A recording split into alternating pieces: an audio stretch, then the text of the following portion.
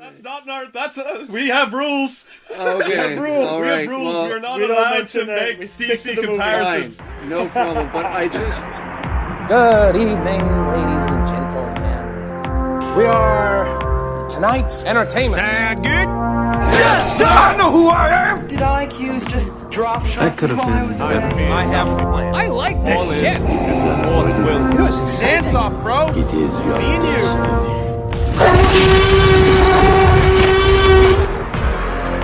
Welcome to the Atlantic Screen Connection podcast. Let the games begin. Hello and welcome to Atlantic Screen Connection with Jason and Lee.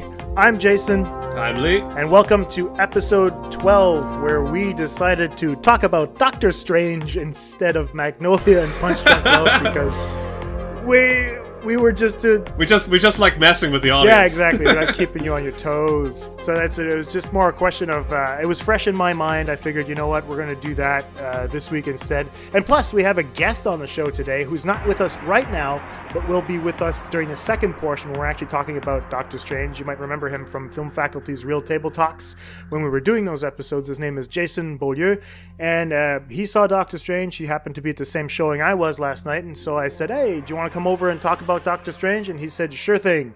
So once we get our first segment out of the way of what did you watch this week, Jason will be on to talk Doctor Strange with us. It's actually great too because Jason has a slight background role with Atlantic Screen Connection. He did our theme. He's our theme tune guy. You're absolutely right. Yeah, he did write the music for our theme. That was awesome. How have you been, Lee? Told me you were feeling under the weather today. Yeah, I've had a little bit of a stressful week at work, so I'm a bit throaty. But if I start to sound a little raspy, just bear with me. He'll be fine. He'll be okay. But yeah, I've been good. How's yourself, Jason? I've been doing well. It wasn't a big week at school this week. I had a couple of things to teach here and there, obviously, because that's my job. But yeah, I was finally ended my goddamn correcting nightmare. Only to have it restart again on Tuesday this next week. When you guys hear this, I'll have been handed in another 75 essays to correct. For the love of so God. I'll start bitching about that again soon. Looking forward to it. I don't know. It was pretty easy this week, actually. I spent some really fun time with my girlfriend. The kids are back, and we'll have them on just a little bit later to tell us how they felt about Doctor Strange, because I have now decided to take them to the movies I want to see. We haven't, yeah. So that's it. I haven't had one of your kids on since we did a little "What Did We Watch" on Finding Dory. So it'll be great to hear them again and get their opinion, because this is an important one to get definitely get a child's perspective on. Oh yeah, definitely. I 100% agree, and it's going to be an interesting point. I'll have both of them on. My daughter's names are Ali and Mia. Mia being the eldest, and Ali being the youngest. And so it'll be fun to see where Doctor Strange fits into the MCU according to them. So that's it. Looking forward to it. Excellent. So we don't want to bore the audience too much with whatever the fuck's going on in our lives anyway. It's like, these bastards. I don't care about their problems. What did you watch? Right. So what did you watch, Jason? I watched three things. First thing I watched was Incarcerating US. I had seen the trailer a while back, and I'd been meaning to watch the movie for quite some time. It came out in September, and it seems to fit in with Ava Duvernay's 13th. People are starting to talk about the prison system in the United States and how there needs to be some sort of, how can we put it? Reform. Yeah, a reform. There you go. That's the word I was looking for. A reform on how mandatory minimums, locking up minor offenders since 1986 have started to affect the population in the United States in a very, very bad way. Mm-hmm. And so Incarcerating US, I thought, was a very interesting documentary that really put forth a lot of the stuff that they were talking about in terms of mandatory minimums throughout, the 20-year period that it's been installed. Sure. 20 years? No, 30 years now. Mm-hmm. 30 years. I'm young. I'm trying to pretend I'm younger than I am. Just a little bit. And so, yeah, they say that it all started with the war on drugs and how that has led to mass incarceration. And they said that in Incarcerating US, there's a couple of people that had worked in government. There are people that are working in reform right now that are trying to get mandatory minimums, not necessarily thrown out the window, but reassessed so that drug users aren't necessarily treated as criminals. Because they're locking up more people using drugs than they are locking up people that are selling drugs, which is like, it doesn't make any sense. Yeah, no sense. And so they talked about how the mandatory minimum actually takes takes the judge out of the equation and leads to inconsistencies with how people are sent to jail. So it's a bit weird. I'm going to have to rewatch it because there's a lot of information in there, but I can't say that I didn't have a good time. I really, really appreciated Incarcerating US. And if you guys get a chance to watch it, I'll try to post a link or something like that so that you guys can check the trailer. But yeah, I really, really had a pleasant time. And like I said, to you, it fits in with what Ava Duvernay did with 13. Yeah. It's a really good complementary film that adds a little bit more to what Duvernay did with 13th. Yeah, that's what I wanted to ask. Was it a good supplement to 13th for even? Would you recommend people watch 13th first or Incarcerating US if you had to choose? I would say if I had to choose, I'd say watch 13th first, right, because I think that the subject matter in 13th is how can I put it? It's a lot more devastating. Right. I think that in 13th, Duvernay presents the problem as it is, and how the mass incarceration of black people in the United States is essentially the continuation of slavery, which was, Jesus, I was eye-opening to me. It was actually very tragic. I felt terrible upon watching that movie. Right. Incarcerating US takes what they're talking about in terms of mandatory minimum and shedding light as to how mass incarceration has destroyed lives as well. Yeah, I would say watch 13th because the subject matter in there really deals with prejudice, whereas Incarcerating US deals with the prison as a problem, and it brings a little bit more of it tries to bring solutions to the problem a little bit more. So I would say it's like a part 2 to 13th. Okay, great. 1 out of 4 human beings with their hands on bars, shackled, in the world are locked up here in the land of the free. Khalif Browder was walking home from a party when he was stopped by police. Then they said, we're gonna take you to the precinct and most likely we're gonna let you go home, and then I never went home. The 13th Amendment to the Constitution makes it unconstitutional for someone to be held as a slave. There are exceptions, including criminals. The loophole was immediately exploited. What you got after that was a rapid transition to a mythology of black criminality. Some people got the real problem. Animals, beasts that needed to be controlled. You better believe it. I'm only human. It became virtually impossible for a politician to run and appear soft on crime. The kinds of kids that are called super predators. Millions of dollars will be allocated for prison and jail facilities. 3 strikes and you are out. It was an enormous burden on the black community, but it also violated a sense of core fairness. Some people got the real problem. States were required to keep these prisons filled, even if nobody was committing a crime. It's so difficult to talk about mass incarceration because it has become heavily monetized. The focus is on taking people from prison, putting them in community corrections, parole and probation. How much progress is it really if now there's a private company making money off the GPS monitor? We now have more African Americans under criminal supervision than all the slaves back in the 1850s. We are the products of the history that our ancestors chose. Products of that set of choices that we have to understand in order to escape from it. We should go looking somewhere high.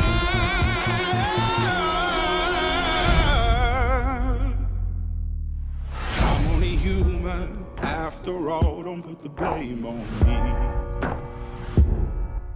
So I don't know, how did you feel about 13th? Yeah, I was going to say, I think I'll mention it now because it seems the right time, because it is one of my things I've seen this week. I did sit down and watch 13th, which was something you talked about last week on the show, but unfortunately, because of the audio issues, we had to cut it. But yeah, what you were saying at the time is exactly what I got from the show. It is a harsh, strong film, very powerful, very impactful, and absolutely necessary viewing. This is an important film that, even if you think that you are well versed on the subject, even if you think that you know everything there is to know about prison system in America and its foibles and the thesis that Ava Duvernay puts out there for people, still watch this film, because it either surprises you with some information you don't know, or it shows us the same information in what is a very accessible but also gripping manner. And I think that's important because it's It's not made to impress intellectuals. It's made to be pushed out to the mass public,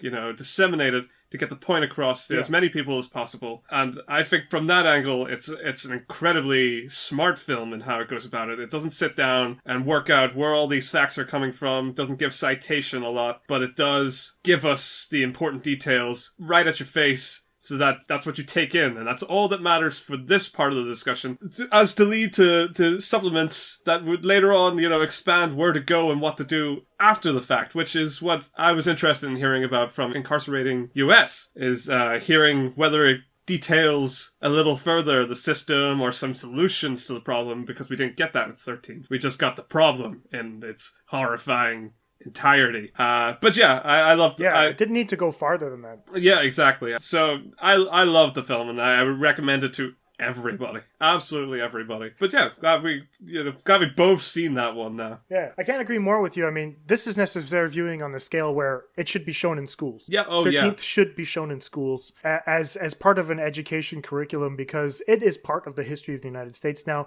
And Duvernay has uncovered something that I'm pretty sure that a lot of corporations that have they've been pointed out hardcore in that documentary as being part of the problem. Where you see these prisons that are now, they're not prisons anymore. They're factories. Yeah.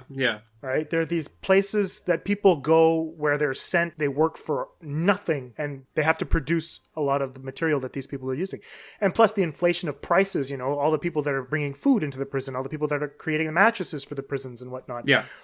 All of the companies that are furnishing these prisons are making a fuck ton of money. And it's just terrible that would be a viable option. It was supposed to be a place where a correction facility, that's what a prison is supposed to be. It's a correction facility where people are supposed to go to learn how to live according to what society's rules are, good or bad. Now, the problem with it is that they've mass incarcerated these people, and they try to keep more people in jail because it's profitable. It doesn't make any sense. Yeah, it's and Duvernay horrifying. Actually goes as far as to say that she brings up statistics like 1 out of 3 black people will have been arrested at one point or been interrogated by the police. That is terrible. Baffling. 40% of the prison population is black. You're like, Jesus Christ, where the hell? What are they doing?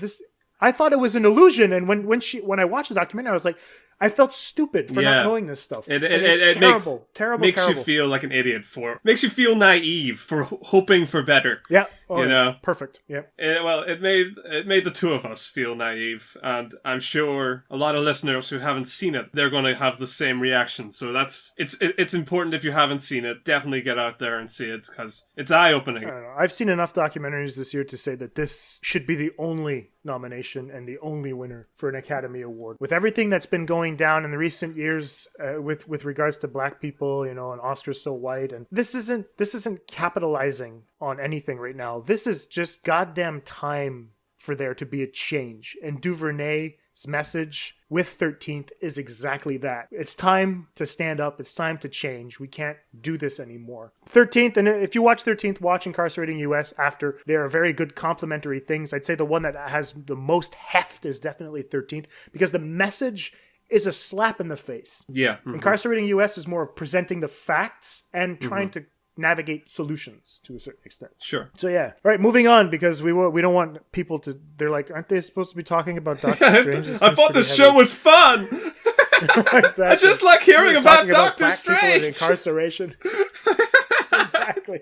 God. Let's see now. What else did I watch? I watched Sneakerheads. I watched another documentary called Sneakerheads, which is about the people in the world that have massive sneaker collections. But yeah, it's basically like there are these sneakers out there, like baseball cards and comic books and anything that's a collectible. There are sneakers that people have basically sneaker vaults where they keep thousands and thousands upon thousands of sneakers. Sure. Is it an interesting documentary? Sure, it's fun. Is it a necessary documentary? I don't even think having that many pairs of sneakers is necessary. So have fun watching it. Who would benefit most from seeing it? Oh man, that's a good. I don't know. I have no clue. No one. I don't. You're right. You got me, man. I can't even recommend this. What about people with collecting problems, with collecting addictions? Would they gain... Hoarders? Yeah, would hoarders gain something from seeing it, their reflection? No, it would just justify what they do more. They'd be like, oh, at least it's not sneakers. Wow. Wow, fair enough. All right, listen, man, I have a couple of Star Wars figures lying around. I have a collection of movies and Ninja Turtles and whatnot. I have all that lying around here. Yeah. And I mean, I understand the collector's mentality or the psychology behind collecting. The shoes, however, I don't know. To me, it's just another thing. I know there's someone out there that collects spoons, and there's another person that collects caps, another one that collects sunglasses, and I get it. I'll wait for those documentaries too, and when I'm feeling sleepy at night, I'll put that on too. Sneakerheads was a fun time. It's not something I'll be revisiting because there was nothing compelling about it. They didn't sell me on whether or not this was supposed to be something good that they were doing. It makes them feel good about themselves. That's great. There is a whole subculture of people that are collecting something that's different than what you're collecting. That's all it was. So, fun time, Fine. I guess. Can I recommend it? I mean, if you got nothing else to do and you've exhausted every single thing that you could possibly watch, then Sneakerheads is probably something you might want to delve into. Anything else? Anything else? Nope. That's it for this week. That was you. Oh. What about you, sir? Yeah, so I've seen 3 films this week, but I've already spoken about 13th, so I'm happy with that. Another film I've seen is The Light Between Oceans. Right. I didn't write down the director's name, but I remember it's Michael Fassbender and Alicia Vikander. It's based off a novel of the same name.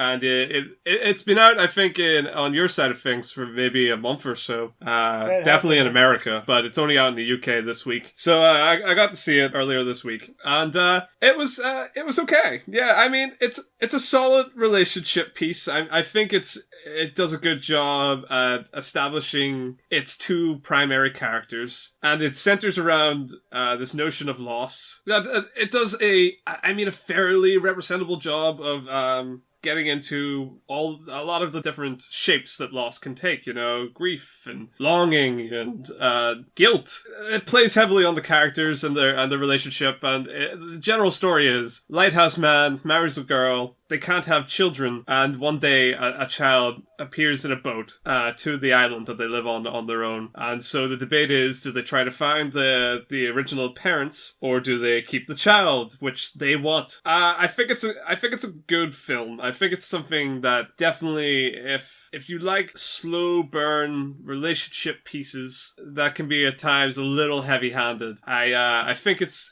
an okay recommendation for people. I felt that the pacing was off on it. I think it spent the right amount of time roughly establishing the relationship between the 2 characters, but it does a rushed job at establishing their horrifying grief that the mother goes through when she can't have children, and right. It does it moves a little too fast to carry the themes that are so grand for the remainder of the film from about the halfway point, which is a bit of a shame. It said to me that it was the kind of film that works best as a novel. I had this feeling that it took the time a little more to get to know the characters and how they were feeling in each situation. Because it had to fit the format of a movie, I don't think it worked so well. It does an admirable job, but I don't think it didn't feel like it was the necessary medium to tell this story. And so for that, I feel that if you're going to check out, if any of that appeals to you, that sort of hard, introspective look on loss, you might be better spending the longer time with the book version, which I haven't read. I would imagine it does a better job of getting the particulars down than the film does. And that's basically where I stand. I give it a B in my review, so I mean... Yeah, I don't know. I mean, Derrickson, the director, he's the guy who directed Blue Valentine, and he also directed The Place Between the Pines. And although I did enjoy Blue Valentine, I've never understood the praise that The Place Beyond the Pines gets, because that's a very boring fucking movie. And it tries to be epic, but the plot line is so convoluted that it makes you try to care about these people, and it just doesn't make any sense. The decisions that most of the characters go through in the movie are completely, they're unnecessary. I find that right. They push the characters in directions where you're like, that doesn't make any sense, And so you would say it's a bit contrived. Very. It's contrived. It's boring. It's unnecessary and not worth viewing. And there that's you go. it. So there's a review.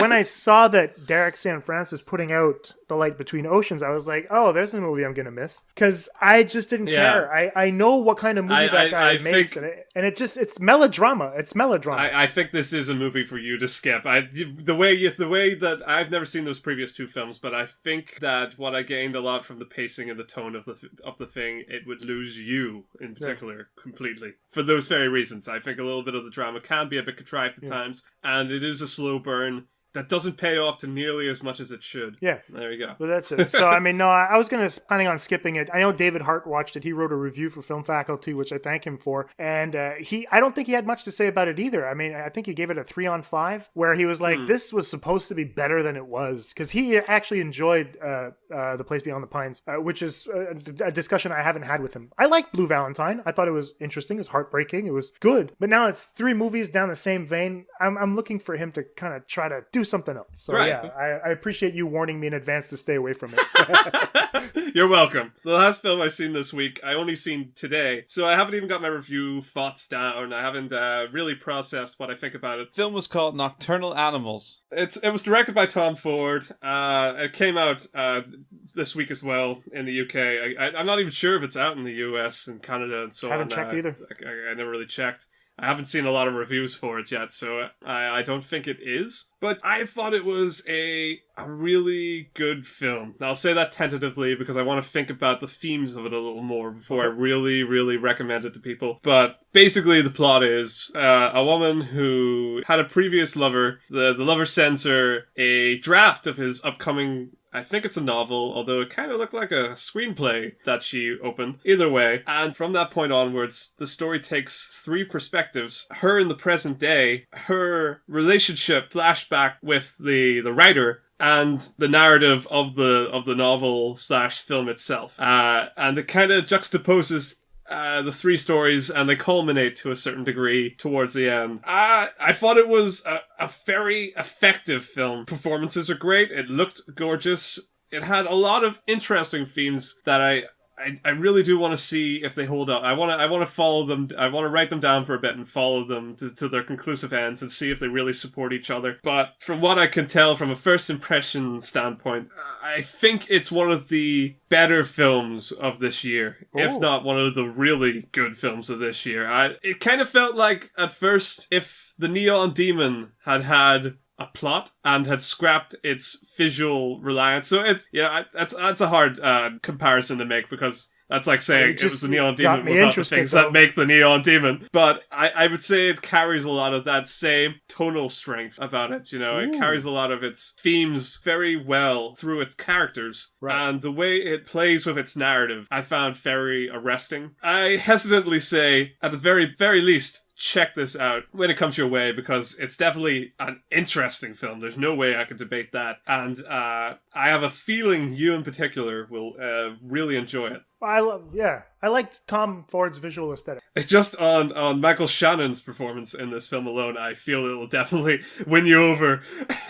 There's a lot of dings in my head right now. Ding! Yeah, exactly. It's the second film after Midnight Special I've seen him in this year that I've just been blown away by the man. I think he is incredible. Oh, yeah. And of course, I've always loved Amy Adams and Jake Gyllenhaal, who are fantastic again in this film. I love them both in a lot of the work they've done. So yes, definite recommendation to see. I'm going to basically be nitpicking after that point. I don't think they can really say it's a bad film. I just think it's maybe not as great a film as I wanted it to be. Okay. That's my take so far. But I'll get back to everybody on that when I do my review. Excellent. That's fair enough, man. Like I said, I've seen Tom Ford's previous movie called A Single Man. And although I liked the movie itself, I enjoyed Colin Firth's performance. I enjoyed how Ford had shot the film. And that's it. So I had no idea he was actually putting something new out. And now you're mentioning this, Nocturnal Animals. And I'm like, oh, that's something to look forward to for me because I really liked his visual style in his previous film. And now that you mentioned that Michael Shannon's in it, I was like, oh, well, there you go. Like, you just keep hitting like the right notes there. Ding, ding. Yeah, I'm really looking forward to that so that I can actually delve into it. But definitely, this is something I'm putting on my long-ass list, but I'll get to it for 100% sure. This looks like Right. it's right up my alley. So, does that round everything up? I'm good. So that's it. So what I'm going to do now is I'm going to put on the trailer for Doctor Strange for you guys. Let's get psychic, mystic, astral, whatever. We'll see you guys in just a bit. Doctor Strange, you think you know how the world works? What if I told you the reality you know is one of many? This doesn't make any sense. Not everything does. Not everything has to.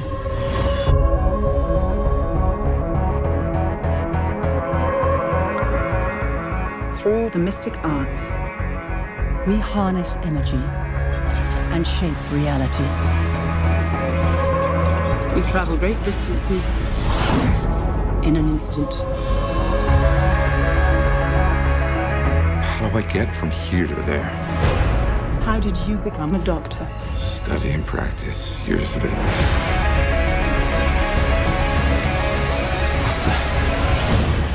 There's a strength to him. But is he ready?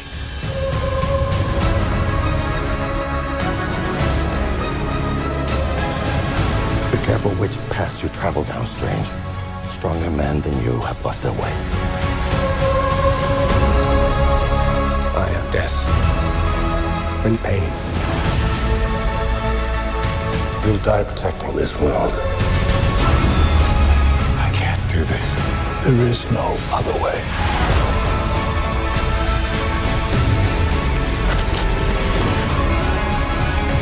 I've spent so many years peering through time, looking for you.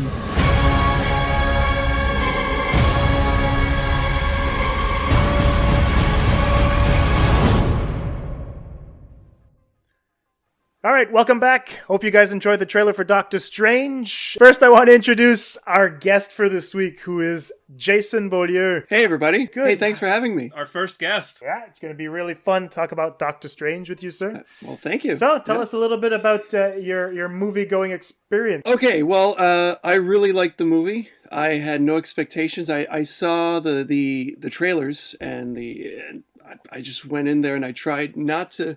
I saw them once and then I just walked away. Right. I didn't want to know too much about the movie. I knew about Doctor Strange. I'm a Marvel fan as well, and I walked out of there and I was satisfied. I was really happy, and I'm thinking, God damn it, how does Marvel do it? You know, they keep just hitting them out of the park. Great. Cool. What about you, Leah? Yeah, I'm much with Jason on this one. I didn't have much expectations, as I try not to have with these films, because, well, I mean, they're superhero films. Right. You know, Yeah. I personally, I've been invested with the Marvel stuff for a long time now, and I genuinely am just happy that these are still being made and that they're of the quality they are. But even still, I would say this one was just a lot of fun. I agree. I'm a sucker for a bridled imagination, and this one had lots to give off. You know, it had a lot to show. Generally, I would say maybe not the most narratively exciting, maybe, if you've seen a lot of the other films, but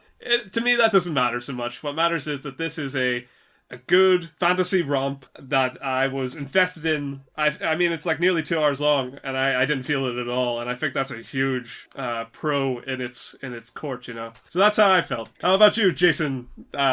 Normal Jason. I'm going to have to agree with both of you because I had no expectations. I was hoping for the best, but like I said, like I posted my review. I said in the review that it's Benedict Cumberbatch. I'm a fan. Oh, I'm a Cumberbitch too, I guess. It's not just limited to women, you know? And so I'm going to see him in all of his things no matter what. And so walking into the theater, I was trying to keep as much of an open mind as I could possibly have, because I haven't shied away from the fact that I'm experiencing superhero fatigue. And so once I was sitting in the movie theater and I started realizing what kind of path they were headed down to, I was like, okay, this is another origin story. I get it. We could see it in the trailers. But there was something different, something a little bit, Absolutely, dare I say, stranger that would have pulled me in to actually watch the movie. You know what? And so I thought it was really a fun time. I think a lot of people, without moving into our spoiler side of things, a lot of people expected from this something great visually because they saw little glimpses of it in the trailers. And I think that what Jason is saying is that it really delivered on that, and then some, and then some. And it's not something I personally care too much about in films. I'm not a huge visual guy, you know. I care more about characters and stuff like that, but it was very impressive to me to just be taken on a ride every now and then in this story. Yep. And it's also a big factor into how fun this film is, because it plays into that creative angle. It does a lot of things I haven't seen in films before. I'm very happy to say about this film is that at least visually it gets I wouldn't say it's experimental, but very loose and fun with what it has to offer. Absolutely. Yeah, definitely. But that's it. I mean, it's called Doctor Strange. What are you going to expect? That's what I thought was absolutely pleasant of it, is that, you know, I was talking with JD from In Session just before we started recording, and I said, I like the fact that they took a concept and they had the balls to just run with it. They were like, you know what? Yeah. All right, we have to start exploring this multiverse thing because Infinity War is coming up. Just go. Go. So yeah, go out. Make them exactly plunge right into it. Let's explore these different galaxies and dimensions and all that shit. Get it out with Doctor Strange. And then we've seen a little bit with Thor and Asgard and things like that, where we're like, okay, there is an interdimensionality that's going on, but we hadn't really delved into it to this point. And I think that Doctor Strange, and we're going to get to the negatives a little bit, even though I believe that the formula has never been felt to this extent before, it is very much very formulaic. It is. In terms of narrative, like you pointed out before, that it's a little bit flimsy there. However, just the fact that they were able to adopt this visual style and the visual metaphors that I want to talk about a little bit later, I have to give it points for that. I really had a pleasant time because, for me, it was unexpected, and it showed audacity on their part to say, you know what? We trust the audience. You want to go on for a ride? Let's go. I think that there are also really strong archetypes in this story, which is the reason why it's so much fun, because you have, you know, the arrogant Mr. Know-It-All who falls from grace and then has to claw his way back. So he goes on a journey, and that's Doctor Strange. The wise old mentor, Tilda Swinton, the antagonist, like they're all very strong archetypes. And again, with the visuals, they just... It all comes together, and I don't know if it's because it's Marvel / Disney / Lucasfilm, where they use stuff from, you know, the original Star Wars, where they had these really strong archetypes, and then they just, you know, well, to me, that's why I think it works as well. It's funny you say Star Wars. I did mention that in my review. It does have, you're totally right with the patterns, archetypes of, you know, straightforward, you know, this is the hero, this is the villain, this is the love interest. It is very classic in that sense. Another thing that I thought it does, and we'll get right into spoilers after this, the film does a lot of focus on world building. Yep. Oh, definitely, yes. But that's why I compare it most to Star Wars, because I see that first one not so much as a thorough, well-told character story like the later ones would try to be, but a strong epic trying to establish an entire universe, and maybe more exploring the imagination and the creativity it had to show, more than maybe the people in it or the reasons why do these things. A lot of the explanations of the things that we now know make sense in the first one came later, and I think that's something Doctor Strange is gambling with here. Yeah. It's definitely not a perfect film on its own right, but it is an exciting film to go to a cinema and, you know, and enjoy on a big scale epic adventure kind of way. Yeah, well, it's exactly what I said about the archetypes. The pieces are in the right spots, and it's an entertaining ride. Yeah, that's why I was saying earlier a little bit, you know, the fact that this is the most formulaic it's felt. I mean, that's why I compared it in my review to Iron Man, and I'm positive I'm not the only one.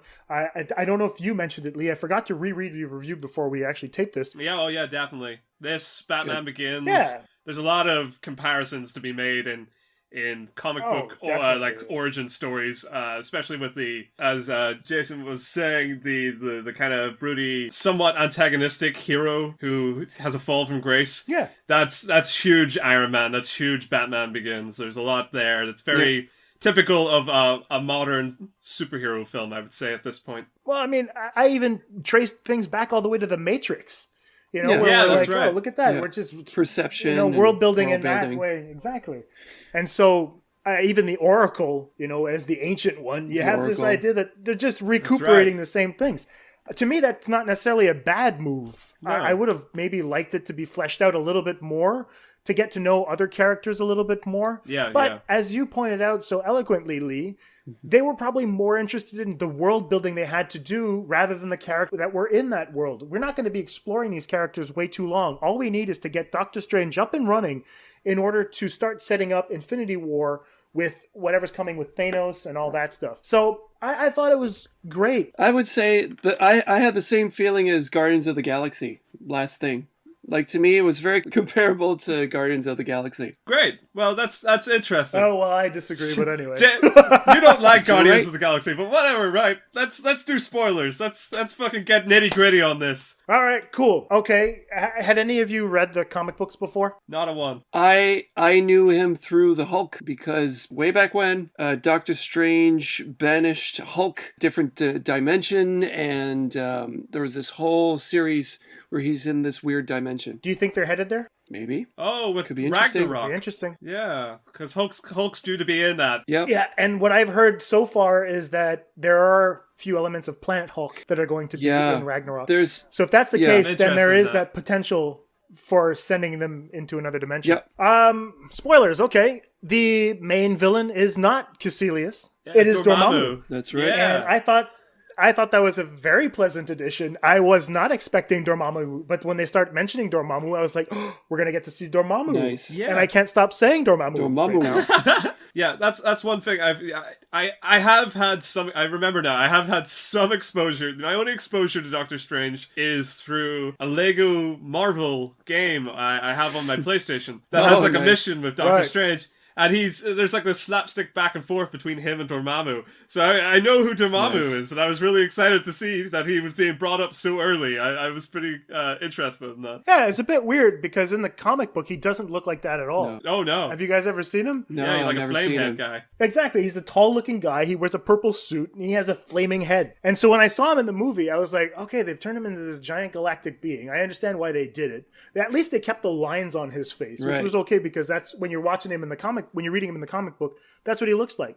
He is an all powerful being. Yeah. And so I'm glad he was there. I appreciated the fact that they put the effort into bringing him in. All right, so I want this to be a positive review for everyone out there because I want to recommend this movie in IMAX and everything like that. But what I want to do is get the negatives out of the way so we can finish strong. And so if you were to say anything negative about the film, Jason, how would you go about it? What stood out to you as something that you would have improved? Okay. The misplaced comedy. Right. Good point. Yes. Yeah, because I think that there were very interesting dramatic beats that would suddenly stop to have like a one-liner or, it was mostly Benedict Cumberbatch's character, well, it was Strange saying like little quips to cut or to insult the other characters. And some of it was good, some of it was funny. But other times where we had these really touching, dramatic moments, they felt the need to add this comedy beat that is not necessary, in my opinion.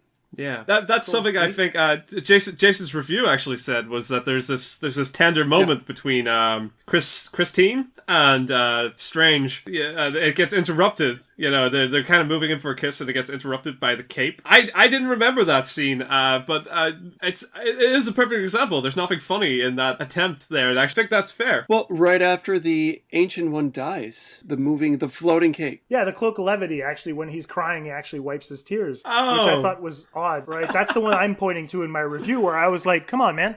This is supposed to be a very dramatic scene, and they rob you of feeling Strange's catharsis by kind of just cutting the tension, just so that the audience doesn't feel bad. It's like, oh, hey, don't forget, this is supposed to be a fun movie. Yeah. And I thought that it kind of devalued what the fuck was going on at that point. Mm. Well, that's what I meant by the cloak. It's when Christine, Tilda Swinton, we understand, dies.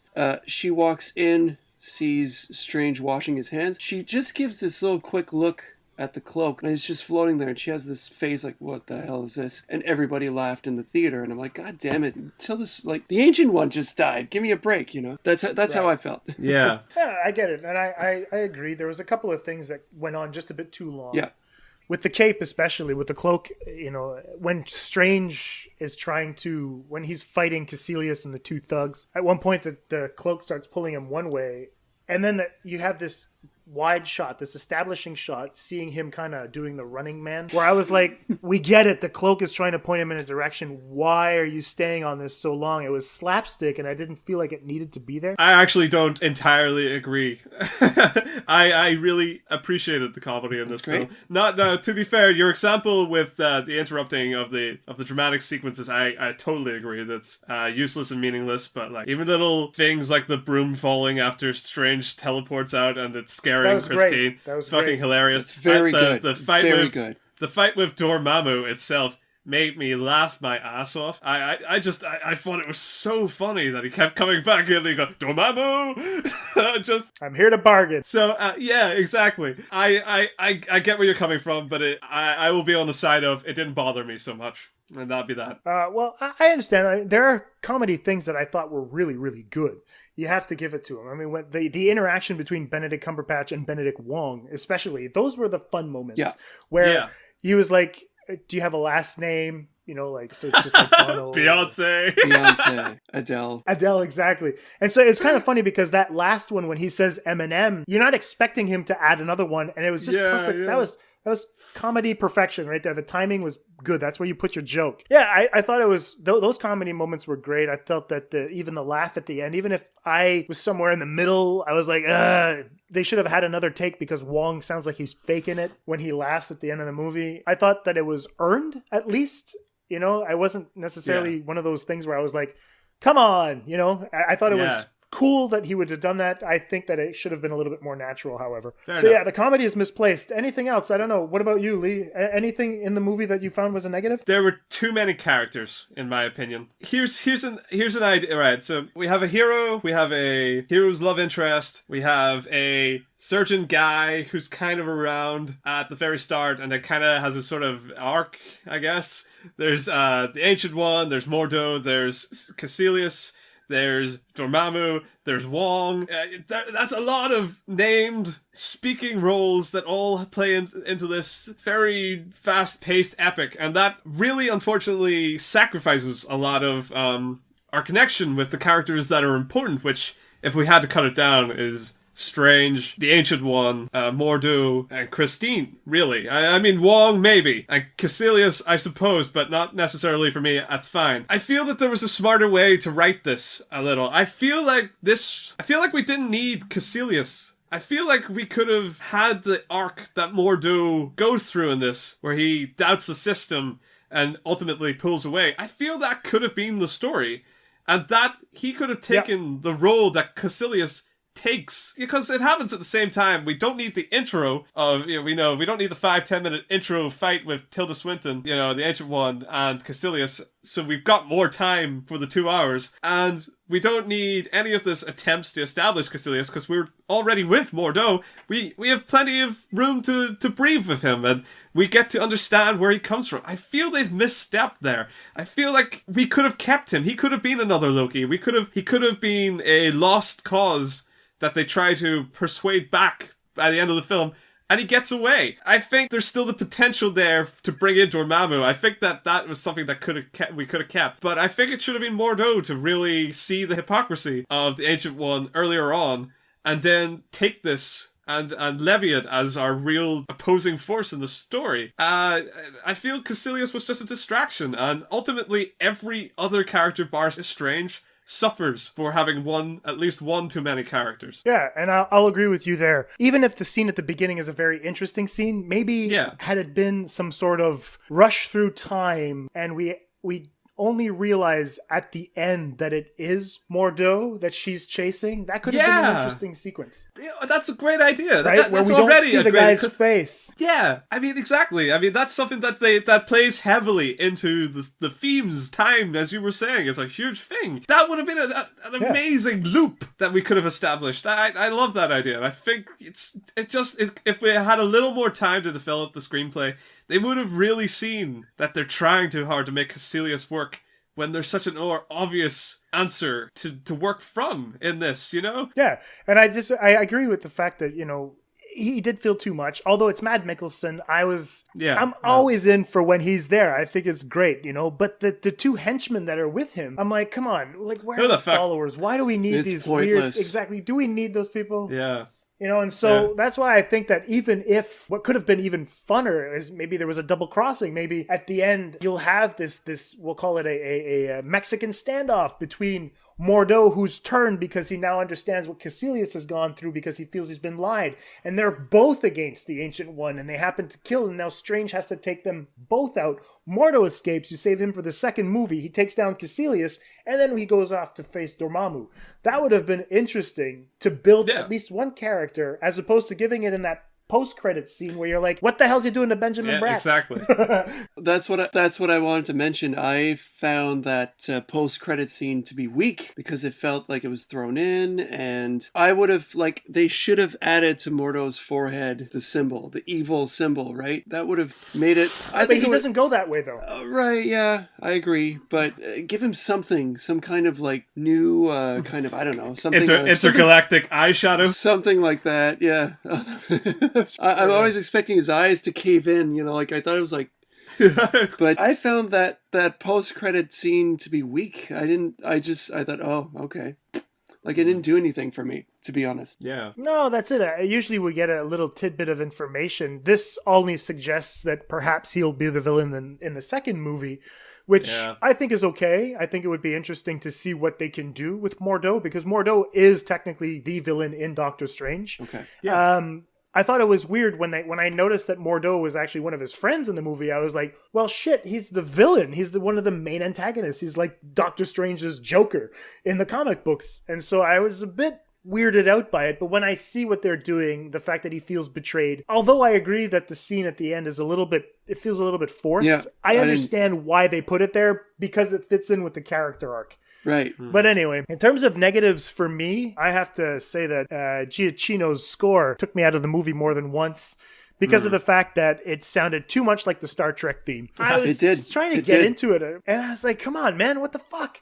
We talked about this before, like Hans Zimmer did it with Gladiator and Pirates of the Caribbean, and I was like, dude, try to do something else, you know? The one thing that he did do was he went for a trippy 60s harpsichord instrumentation, and fun fact, Doctor Strange appears on the cover of Saucerful of Secrets, the Pink Floyd album, and in the movie at one point you hear Interstellar Overdrive. So they went for the psychedelic, trippy 60s, late 60s LSD, and what's Stanley reading in the bus? Doors of Perception, Aldous Huxley. So it's Aldous. So there was a bit of psychedelia. There was a psychedelic feel to the movie as well, but which I mentioned earlier about when he goes into all those dimensions, you know. Yeah, you hear that, Marvel? You should have gotten David Gilmour to write the score. It would have been interesting to see that. So yeah, that was one of my main negatives: the fact that the score was a little bit too similar to Star Trek, because it distracted me. I happen to like the new Star Trek movies. I like the theme that they have in the new Star Trek movies. And when I heard it, I was like, it literally pulled me out of the movie. I was like, is that Star Trek? And that broke the illusion I was in. So that was one of the big negatives. Is he overused? Maybe. Do you think, like I said yesterday, is he the new Danny Elfman? You know, you're going to hear them. You're going to hear him in every damn action or sci-fi movie or whatever. I don't know. You have a point. It's true. I mean, he's in Jurassic World. They bring him in to recapture old franchise. Yeah, you're right. Memorable themes and kind of progress them in a modern way. They keep doing that for him. But I've heard his, one of my favorite soundtracks of last year was Pixar's Inside Out, which he did, and I mean, it's a gorgeous soundtrack. For Pixar. So he's beautifully creative. I think you've both probably seen the little thesis on the internet of the soundtracks of Marvel films not being catchy. And that's because they have this sort of process where they originally use older memorable themes of other films, and then they have the composer try and recapture that again. This, to me, this was exactly like that. It's the first time since I heard of that process that I went to see a Marvel film, and I think it was way too late to stop them. They clearly had gotten, like, we've been playing this scene with the Star Trek music. It would work. And we even got Michael Giacchino back on. Yeah, so could you kind of do it again, recapture it with maybe a different instrument, and let us know how that sounds? It already works so well. I don't think there's a reason to change it. And I find that very... I don't really care a lot about the Marvel formula thing so much, but that steel corporate use of music, that bothers me quite a bit. But I would say it's the first time that they use a different instrument. Like I said, the harpsichord. That was new. That was new. That was different. But it's forgettable. Star Trek with strings, I couldn't care less. I was listening to the theme even at the end with the credits, and I was like, oh, Christ, come on, man. There must be a better way to write a score for Doctor Strange. Go weird. The whole fucking movie's weird. Go weird. Yeah. That's it. I think one of the other things that I thought was a little bit of a negative, the plot. The plot is not necessarily the most intriguing. Yeah. I was trying to divert my attention to other things which paid dividends like you wouldn't believe. We'll get to that a little bit later when we're talking about the visual metaphors that he does use throughout the film that I thought was interesting. Scott Derrickson, that is. But I thought that, just in terms of the plot, I just got disinterested. A lot of what they were doing in terms of arrogance for Doctor Strange, of him being an asshole and whatnot. I don't know why I thought Tony Stark was worse than Doctor Strange in terms of his personality.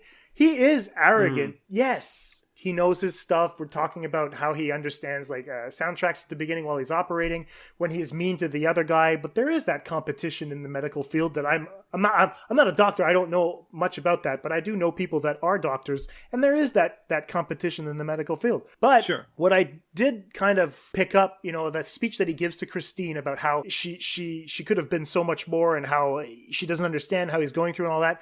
I think that anybody who's been through a severe accident would possibly have that type of reaction, to push people away, to live their own misery and things like that. So feeling him be cruel, I don't think that he was necessarily supposed to come off as someone who's arrogant, more than he was supposed to come off as someone who was damaged and trying to rationalize why the damage had been inflicted onto him, which is, I think, a normal reaction than anybody would have had. I felt a little bit more pity towards him than I did think, oh, what an asshole for thinking that. No, he's thinking of himself, which was normal at that point. Tony Stark starts off as an arms dealer. He's a weapons dealer. That's why he's worse than Strange, I guess. But they're both, I don't know. That's my idea.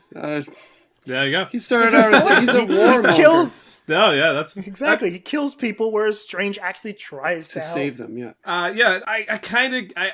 think that what you're saying about Strange dealing with the loss and the sort of futility of his hands, and that nobody can save him, that being more of an emotional thing than an arrogance thing.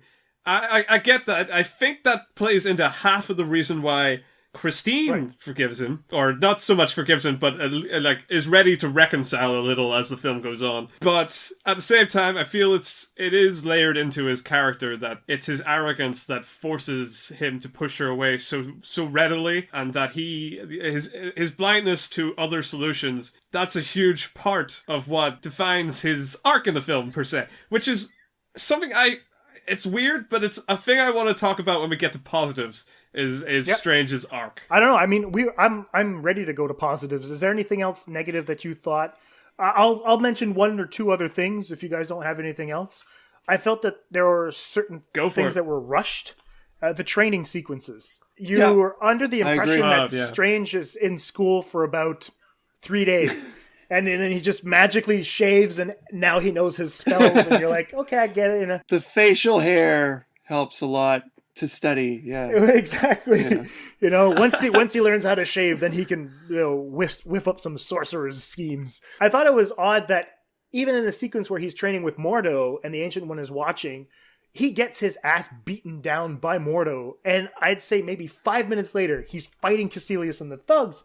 and he overpowers them. Yep. I was like, how did we go from that to that in so little time? I didn't have a problem with that at all. I'll be honest. I thought that it just showed how strong and powerful he is when he puts his mind to things. How he can easily progress beyond what other people do. So I didn't mind that we fast forwarded through his training, because realistically, what better way to represent how great a mind he really is than to not really worry too much about how great he gets so quickly. He says, I have a photographic memory. That's why I passed my...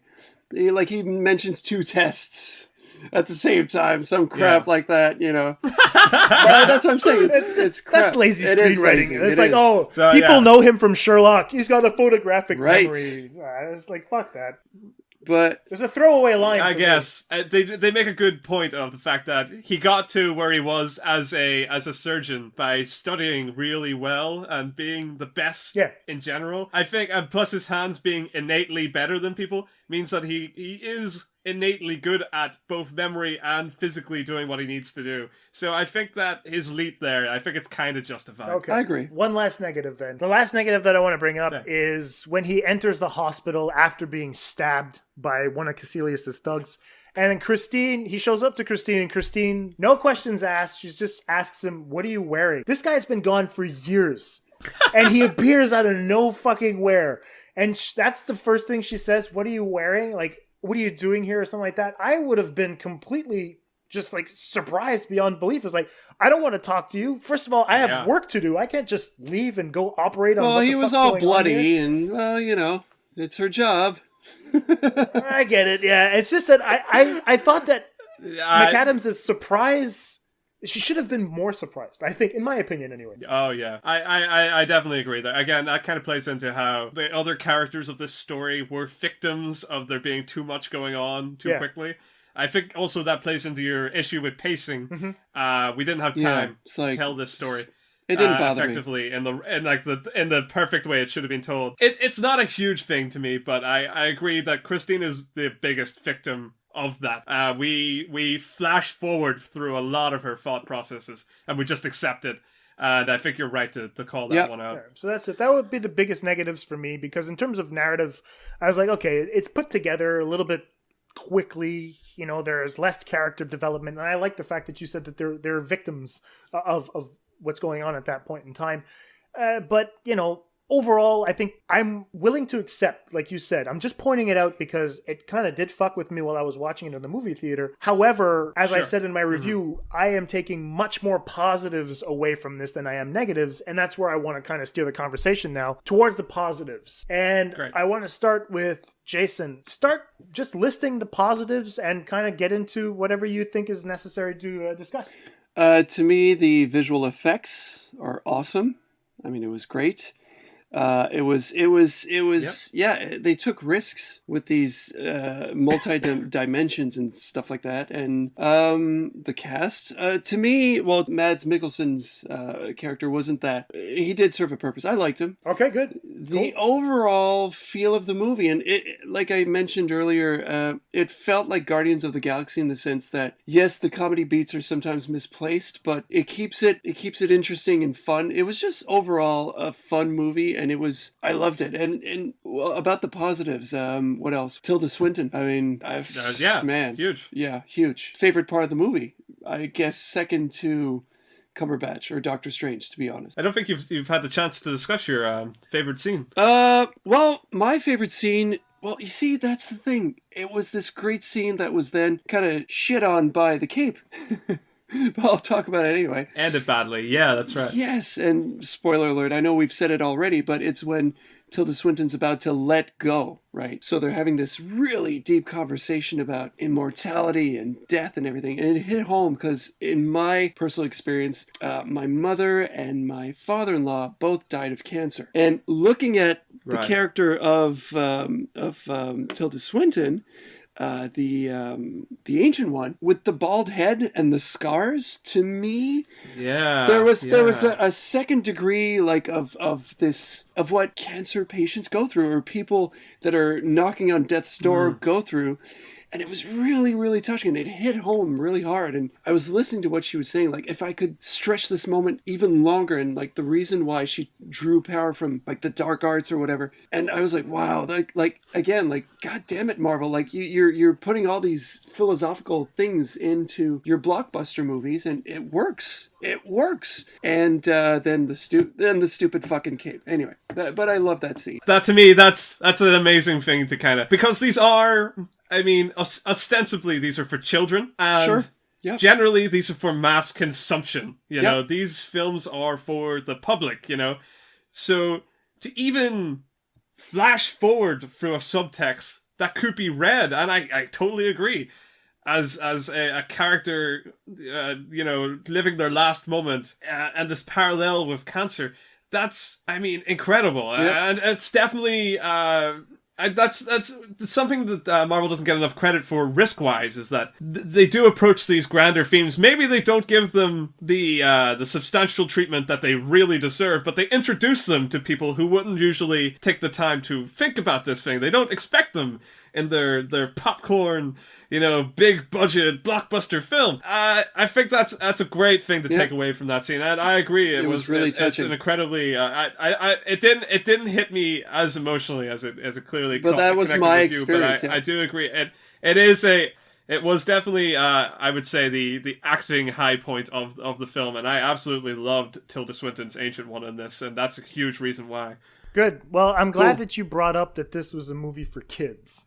Okay? Because I want to get my kids on the show just for a quick minute to get their impressions on how Doctor Strange played for them. Okay? So I'm going to just go like this. And, okay, ladies, I want to know, okay, I'm going to start with Allie. And I want to know, how did you find Doctor Strange? It was a really good movie. I really liked it, but in the movie I thought there was a bit of a problem at the last part when he's in space with Dormammu, and when he comes back, I think it's while the fight, he doesn't have his ring with, he puts his two fingers.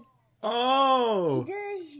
That is so true! He doesn't have his ring, and he can still go, what? In between dimensions, he can in still between travel? dimensions. Yeah, it's a good It's point. so true. Wow. So true. I was looking at it, and I remembered that, what's his name again? Or are you talking about Caecilius? The guy with the weird eyes? Yes, that's it. Okay, Caecilius. Caecilius, okay. His ring. Yeah. And he can still make this portal. Yeah, the portal, that's what they call it. Yeah. Portal? His ring. Yeah. Okay. Now, I'll just ask you a quick question. I want to know, if you were to choose a favorite movie in the Marvel Universe right now, because you've seen almost all of them, which one would you say is your favorite? You've seen Captain America, you've seen Winter Soldier, you've seen Civil War, you've seen Ant-Man, you've seen The Avengers. I don't think you've seen Avengers 2, because Dad hates that movie. And then, but you did see, which other ones? You guys seen Thor? You've seen Iron Man, you're right. We didn't see Thor, though. Okay, we'd have to put on Thor. So if you were to choose, which one would you say that you like the best? That's a hard question. Guardians of the Galaxy. It Bring is. that up. Oh, Guardians of the Galaxy. That's right. There's I like Guardians. My kids love Guardians of the Galaxy, by the way. So which one would you choose, baby? I don't know. You don't know? All right, well, think about it. I'm going to go to your sister. What about you? How did you find Doctor Strange? It was... This is Mia, by the way, my eldest daughter. The other one, she's a 9-year-old, and this is the 11-year-old. So, I thought it was weird but cool. Weird but cool, okay. Weird because of the eye thingy. I didn't quite get what was going on when the things were going back and back and back. Right. But when he goes to visit Dormammu? Oh, the time stuff. Where he's replaying time? Yeah. Okay. Oh, yeah. And anyway. It's complex. So it was a good movie. It was a good movie? Okay, and if you were to choose a favorite in the Marvel Universe right now, the ones that you've seen, which one would you say is the best? Definitely Doctor Strange. Yeah? Yeah. Why? Nice. Full of magic. Because it's full of magic. I really like that. Okay, cool. And that's it. So because it's full of magic and because it's weird. Yeah. What about you, baby? Did you make up your mind? Yes, I did. Okay. Doctor Strange. I choose Doctor Strange because it's different than all of the Marvel movies. There you have it.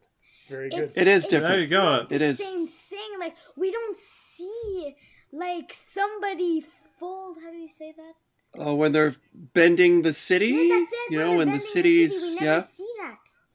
Okay, so you never see that. So because you've seen Inception, Yes. and you liked Inception very much. Yes, but that's when we fall asleep. That's when we fall asleep. Yeah, but I mean, Doctor Strange, they play with that concept, of, like the buildings are twisted, the landscapes are being tucked and twisted, and all things like that. Yes, but it's not being they're not asleep. Okay, I understand they're not asleep. I'm just drawing a parallel in the images you've seen. Okay, cool. So Doctor Strange, you've heard it on both counts. So cool. Wow. Cool. Oh, trust me, you're gonna get Doctor Strange to Thor. Yeah. Because Daddy said so. All right, thank you, ladies. Thank you very much for your time. Yay! Bye. Thank you. Woo! Bye. That was cool. Yeah. So you've got it. Amazing. That's something I had said in my initial review, and it's something I've been saying since I've seen it. This Doctor Strange is going to be a lot of kids' favorite superheroes. I know for a fact. If I know this. If I had seen this at their age, maybe even a little young, I would love the magic and the portals and the hand gestures. I know me and my friends in the playground, we would be miming it out and having fake battles with each other. I was super into all that stuff, and that always fascinated me. So I think I've held that Doctor Strange. It was immediately after seeing it, I thought it was going to be kids' favorite superhero so far, and it's so surprising to hear it, but it's so great. They were awesome. It's cool. Yeah, I thought it was great too. That's it. I mean, they're at an age right now where I can take them to the movie theater to see movies, not everything that I want to see, but things that I am interested in seeing because I have to review them. And so that's it, which brings me to my positives. My positives, I will say that one of the most positive things about the movie is that I could bring my kids and they enjoyed it. That was one of the main things that I was like, this is really cool. There were weird imagery that they were able to tough through. One of my daughters was actually a little bit sick at one point. I have no idea why. I'm a bad father, so I didn't ask. And I just told her to be quiet. Maybe the 3D effect or... And what I did, however, enjoy... and I'll start by saying that I have to echo Jason's sentiments towards Tilda Swinton. She's just amazing. She stole the show. When you look into her eyes, you're just transported into a different dimension. I think that's why they chose her as the Ancient One. I couldn't believe it. Yeah. I was just watching her act, and it wasn't even acting anymore. I was like, Jesus, where the fuck do you get this? How... You know, in anybody else reading that script could have screwed up those lines, even as cheesy as some lines could have come off. Swinton pulls them off and brings them to a different place. Pulls them off. One of the best lines is one of the most uncomplicated lines. When she delivers it to Doctor Strange, when I'm going back to the balcony scene that you're talking about, Jason, where she says to him, it's not about you. Just the way she delivers the line. It could have been corny. Yeah, she's good. She is... so good in delivering that it's not about you, that it comes to get you in the chest and it makes you think. Christ, she's right. Undebatable. And so, it was a beautiful performance. And she kicks ass.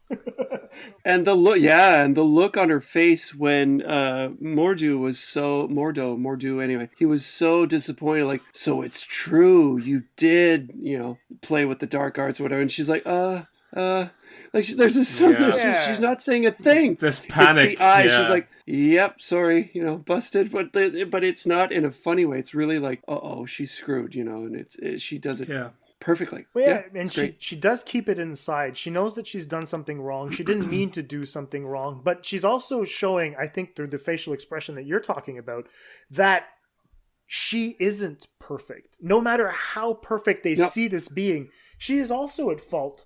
But she thinks that she's doing, it puts her almost on the same wavelength as Caecilius, where you're like, they're doing things they think are right. And so the Ancient One, it depends on your point of view. It's a whole Obi-Wan thing again, right? Where you're like, it depends on their point of view. And so that was one of the main things. But I think that my biggest positive is director Scott Derrickson. I did not know much about him. I knew that he had directed the Exorcism of Emily Rose. I think that's what her name is. Yeah, that's right. I know that he directed Sinister, which is a horror film that my Leslie watched, my girlfriend Leslie watched, and she loved. She thought it was creepy as fuck. And I don't remember the other movie he directed. It was a little bit more mainstream. and it's just slipped my mind. So I hadn't necessarily seen much of his work, and I have to say that this guy's impressive. It's impressive because a lot of the times when you're watching movies, and this is not a knock on other directors, when you're watching a lot of movies today that deal with this type of action, there isn't much to the visuals. There are certain things that are suggested here and there. You know, I mean, if you take the Russos, for example, when we were talking about Captain America Civil War, when I pointed out the prison imagery that's throughout the movie, I was like, those are responsible directors because they're able to communicate visually a little bit of what's going on throughout the movie. Scott Derrickson turns that all the way up on overdrive by taking the idea of microcosmic and macrocosmic and then multiplying it on these different layers, these interdimensional layers that we see throughout the movie, go all the way down to Doctor Strange's watch. And I thought it was brilliant for him to explore the concept of time using the visuals, but just under our noses. For a mainstream audience that is going to watch the movie, they're not going to pick up onto these things. And that's not a knock on them. This movie is definitely made for a mainstream audience. But for a guy like me that has to distract himself from the formula and get something more out of it, that's where I gave it the best result I could with a 4.5 on 5. I'm sorry if I'm giving it away already. Because I was impressed at how much visual language, the metaphors that he was using were so brilliant that it got me thinking, Jesus, this guy knows how to communicate visually, and it's all the better for it. You talked about the script a little bit earlier, Lee, and how, you know, some of the dialogue, some of the lines and whatnot were not necessarily, they could have been polished a little bit more. And I think Jason mentioned that to me as well. The dialogue could have been polished a little bit more. Yeah. But I think he more than makes up with it with the visual language of this film. I don't know what you guys think. Yeah, about that. it's something that I was interested to kind of think about what the interpretation of the watch was. You know, I was glad that even if I didn't have to sit down and work it out, I was glad it was there. I was glad that there was something more to the film that the film wasn't telling us. You know, Strange only mentions that he has a lot of affection for the watch, basically. And that's it. And I was kind of thinking at some point he was going to cheaply use his magic to fix it at some point, you know, and that he'd be like, that was how he could... It was going to be some indication of how strong or he was becoming in his montage, you know, that he was like, yeah, I can fix broken shit, you know. That was going to be like the, yeah, you know, that was going to be it, you know. I couldn't fix watches before, you know. I thought that was as deep as we were going to go, but that doesn't happen, you know. He keeps the watch with him. I liked to look at it as a sort of It's a reminder. Yeah, exactly, as a reminder, as a representation of the person he was, and he keeps it on him, even though he is now head to toe in all this magical garb and all these trinkets and relics and so on, that he still keeps one little indicator of the man and the life that he lived before he became the Sorcerer Supreme. I was very happy that someone was giving a crap about, you know, the little bits and pieces and the little tiny characterization that's explored through mostly silent visuals. So I totally agree. Yeah. Okay. Yeah. But I find it weird. You think he keeps it as a trinket as who he was as an individual? I think so too. Maybe. I think so too. And the fact that it's broken. Okay. The fact that it's broken is a reminder. Because in my review, I don't know. In my review, I get into the fact that there are hands on the watch and they represent his hands as well, right? And Of course so they do. what I was explaining is that the hands on the watch that have stopped moving represent him as well. The fact that he can no longer use his hands as a surgeon. But I feel that he keeps the watch not necessarily as a reminder of who he was, but how far he's come. Sure. The idea that he doesn't necessarily need to fix the watch because time is no longer something he needs to it sounds weird to say waste time on, but he doesn't necessarily need to pay that much attention to it because he has now morphed that point of view that he has, where he used to be a prisoner to time. He is now a person that knows how to manipulate it.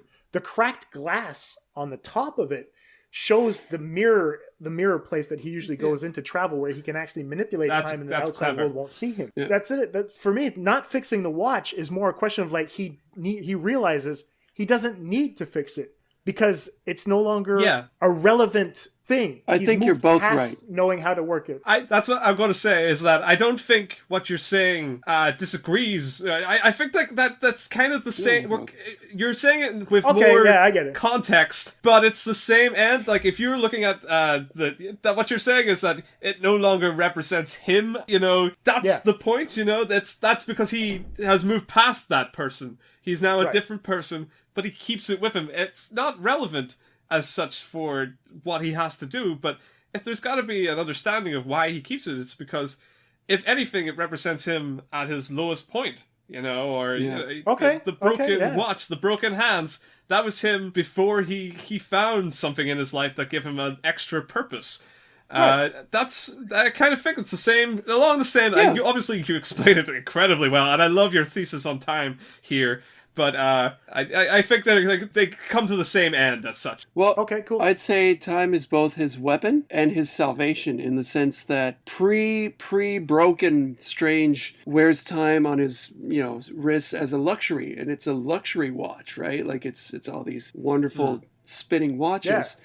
And then he uses it again on his wrist once again to fight. So they're both, he's using it both as a weapon, as salvation, it's what saves him, it's what breaks him. It's the essence of who he is. I think Strange is who he is because of time. That's my 2 cents. Oh, yeah, definitely. But I don't know. Yeah.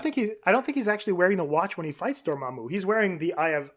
He's using the eye of Agamotto. No, he's adjusting something on his wrist. But that's the fun part when you're bringing up time, which you mentioned earlier. I think that's where you see the manipulation of time, is where he actually was able to use the eye of Agamotto as a watch. Yeah. But then at the end of the movie, when he decides to put the eye back, that's when he puts on his older watch as well, as the reminder that you're talking about. Now that he knows how to manipulate the other one, he can go back to just it's a token leading this. I thought it was fun. I mean, like I said, in pretty nicely. Yeah, it was cool that the evolution of being a surgeon on a microcosmic level, altering time for his patients, giving them more time, being able to slow it down. I thought that using it with the bullet in the guy's head, literally dodging a bullet in this case, right? Actually being able to take it out. Okay, he did stop a bullet. And in the end, by saving all those people, I think and I want to get to what you're talking about, the character arc. This is where I'm headed. When Strange's character arc comes full circle, you'll have him going from the microcosmic surgeon of stopping one individual from dying to the interdimensional surgeon, where he realizes that it's no longer about him, what the Ancient One says, and he uses time not to fix his hands, but to repair the damage and save lives. Right. That's the arc that I thought was interesting, and it all goes through the watch. So I want to get your you were talking about the character arc, Lee. I want to hear that. Yeah, that's my biggest positive of the film. It's because it's the thing that interests me the most about the narrative, and it's the exploration of Stephen Strange himself. And it plays into that notion you're kind of speaking of there. The way in which, yes, I agree that he his position in life does change. Yes, he moves from individual doctor with the goal of furthering his own individual, career as such, to this, to this sort of all guardian kind of type where he's supposed to protect the planet for reasons, But what I found interesting of it is that I don't necessarily think he takes the Ancient One's warning specifically, and I think that's really interesting. So if you think about where he starts in the film, he's this arrogant, self-obsessed, career-driven, professional surgeon. He's very insulated, insular. Yeah. And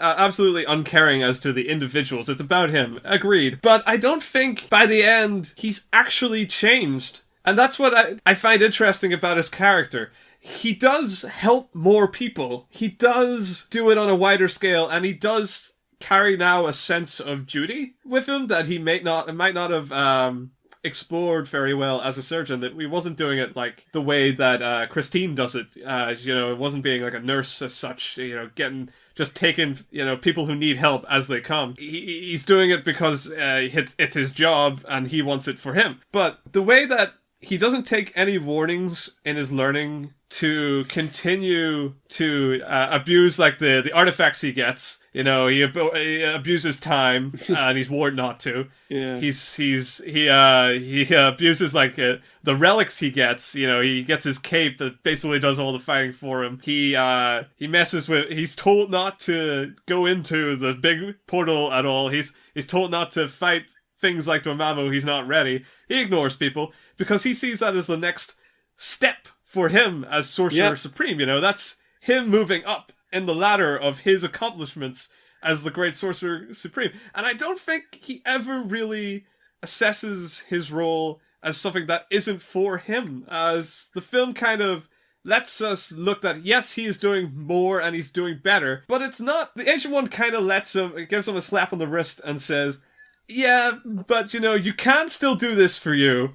Just do it better. You know, why would you go back to being a surgeon when you know so much more now?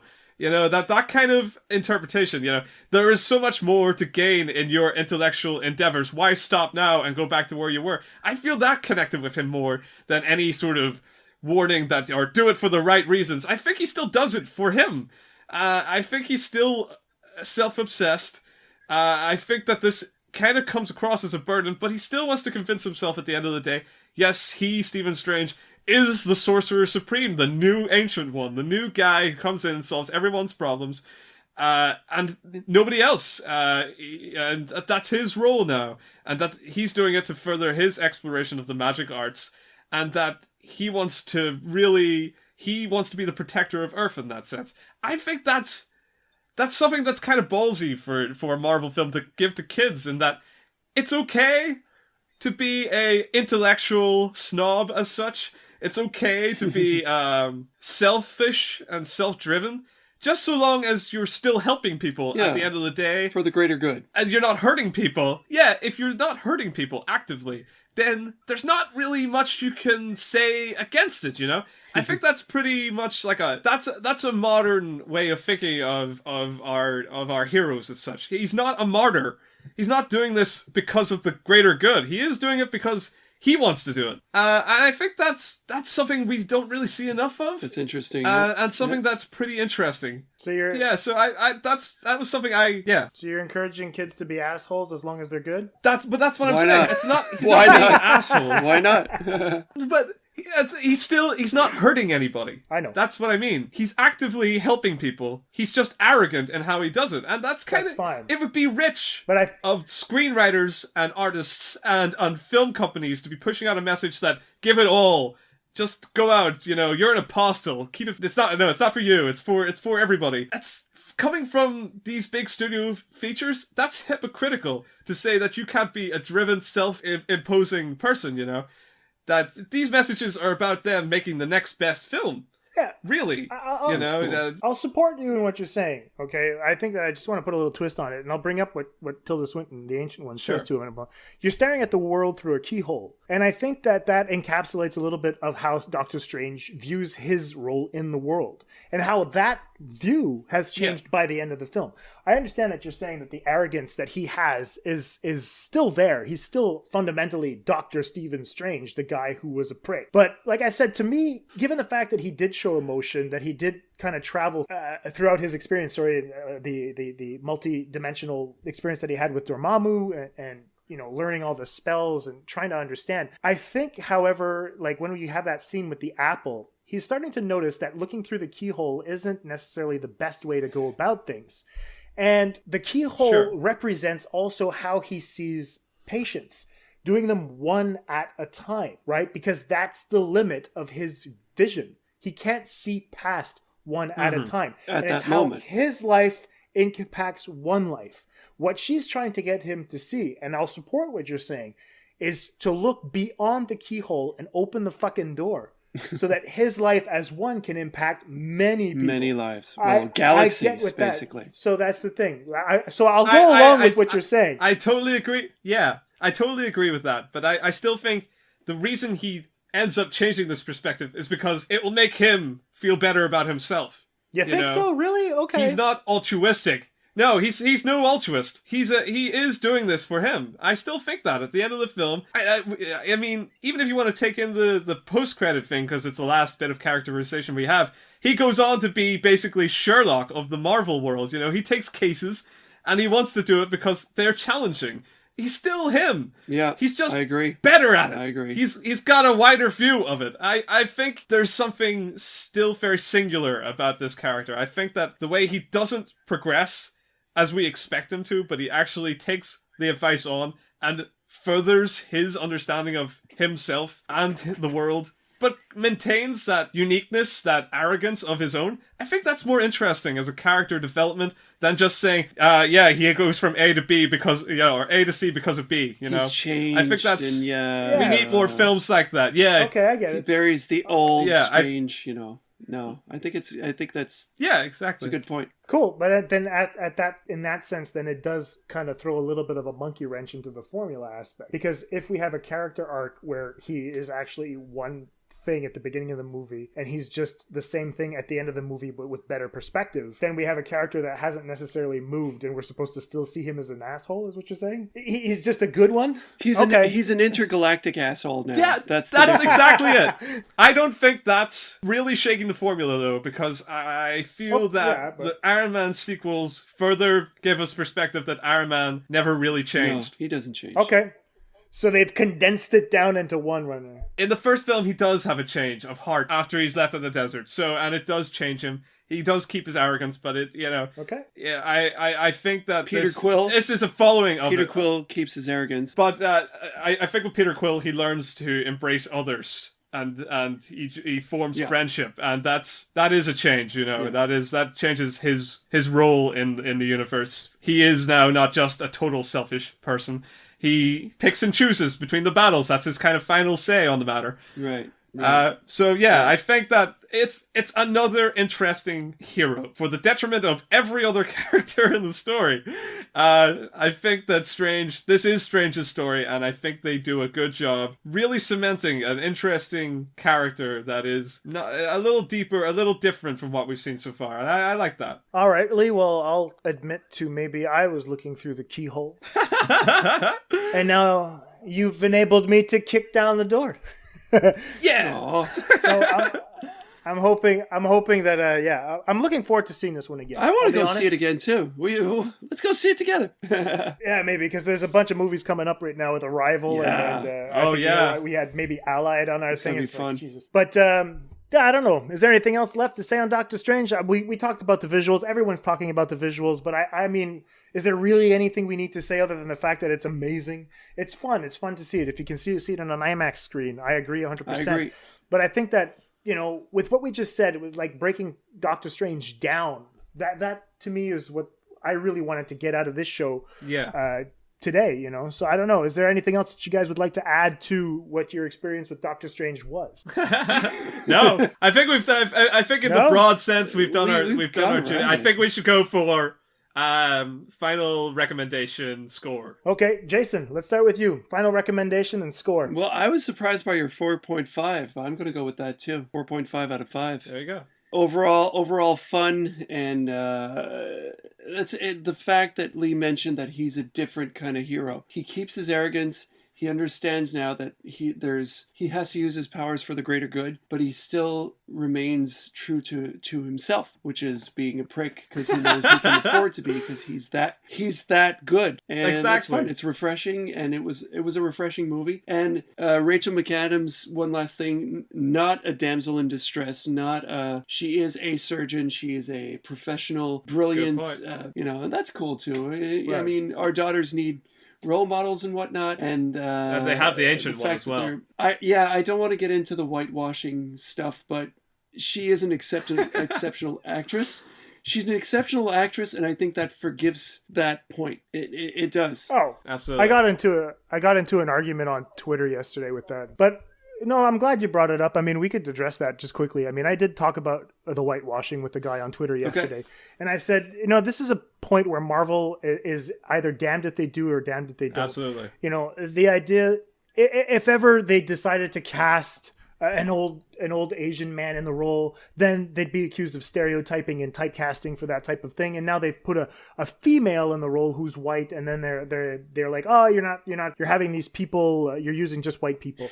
So I mean, to me, it took balls to just cast a woman in the role in the first place, and I congratulate them for that. Absolutely. And to me, it would have taken away so much had it been somebody else, because Tilda Swinton is the best thing in this movie. She is, you know, and so. You know what? Whitewashing my ass in this case. I congratulate Marvel for actually going and saying, listen, let's go with what we think is right. And they did. And that's great. I think Derrickson said he was given the option of lesser of two evils. And I totally agree. That's my 2 cents on that. There you go. Final score. Good. What about you? Final thoughts? Yeah, I think if you have kids and they can stomach a little bit of violence and a little bit of bandy visuals, there's a favorite superhero waiting for a good majority of them. So that's the main thing to take away. But also for the adults that are interested in the Marvel universe, I think that this is a solid entry. I think it's off to a better start than a lot of the solo films of the Marvel universe. I'm actually interested in a sequel, and I have no basis of knowing what to expect next because I have no basis in the universe that Doctor Strange inhabits. So it literally, I don't have an investment here or expectation. I'm really excited to see what happens. It has now established a world with a lot of cool rules. There's more to go, there's more stories to tell there. I agree. And there's more to see and more characters to live there. And that's what I want to see. But for this film, I thought it was really fun. I had a great time with it, I don't think it's a perfect film by any stretch of the imagination.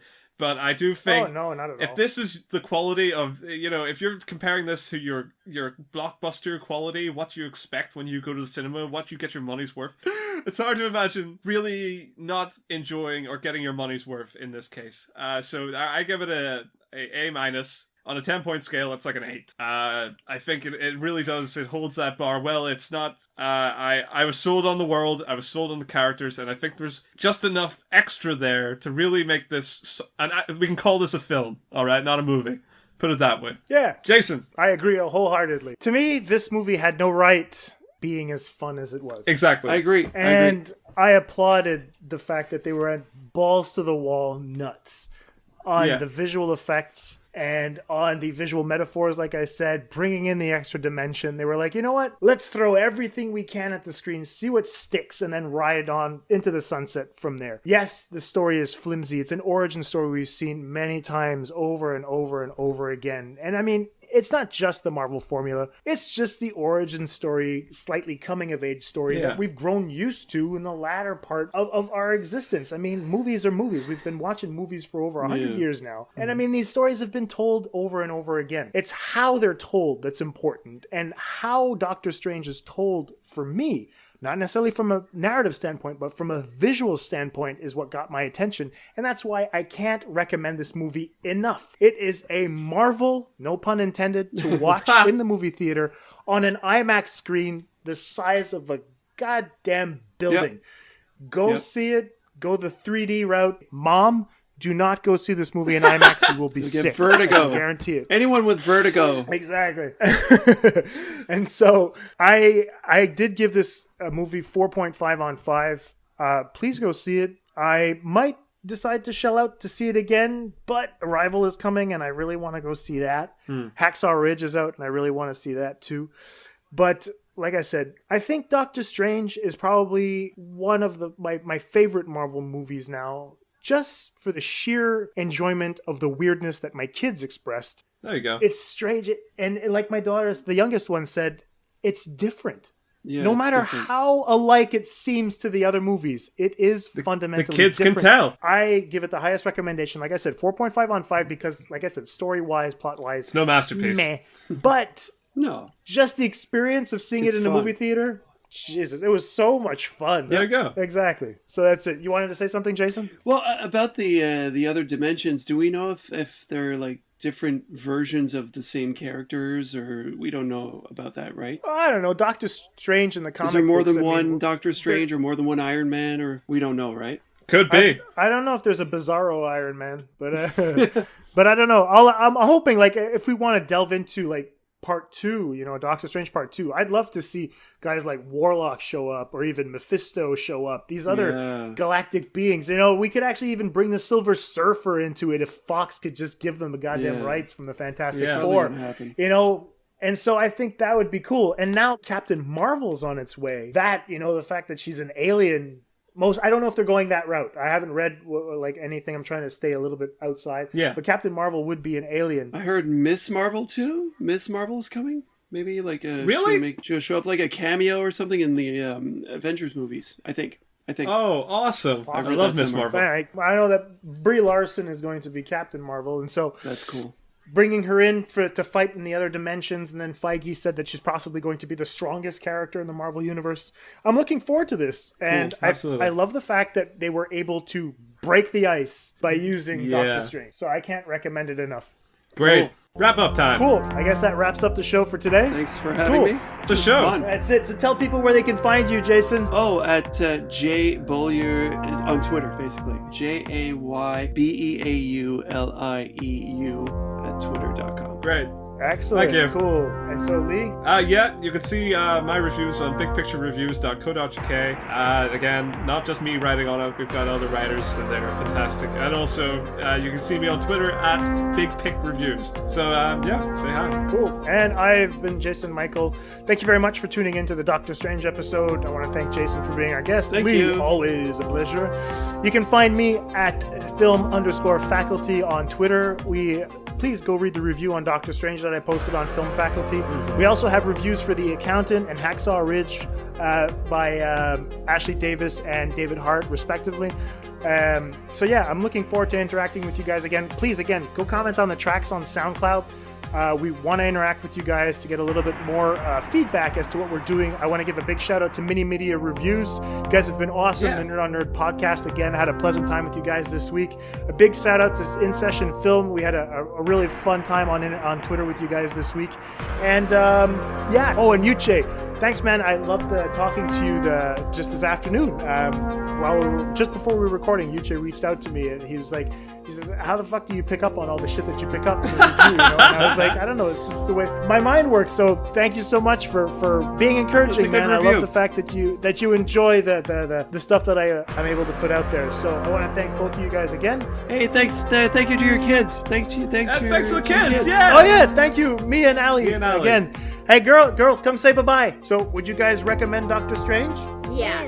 Okay, cool. So this is us saying bye-bye from the ASC podcast. Bye-bye. Bye-bye. See you.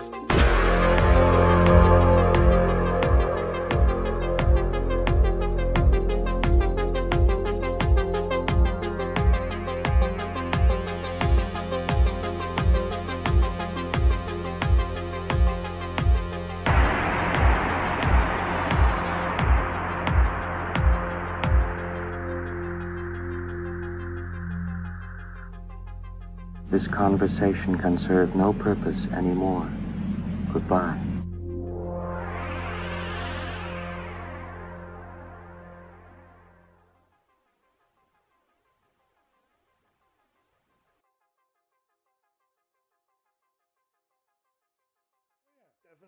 What about you, Jason? What do you think about that? Well, yeah, that's why I'd mentioned. It's like it hits all the right, beats. Like even though it's not a perfect movie, there's just something about it that, that I'll say it, that DC is not doing at all. I mean, I just can't.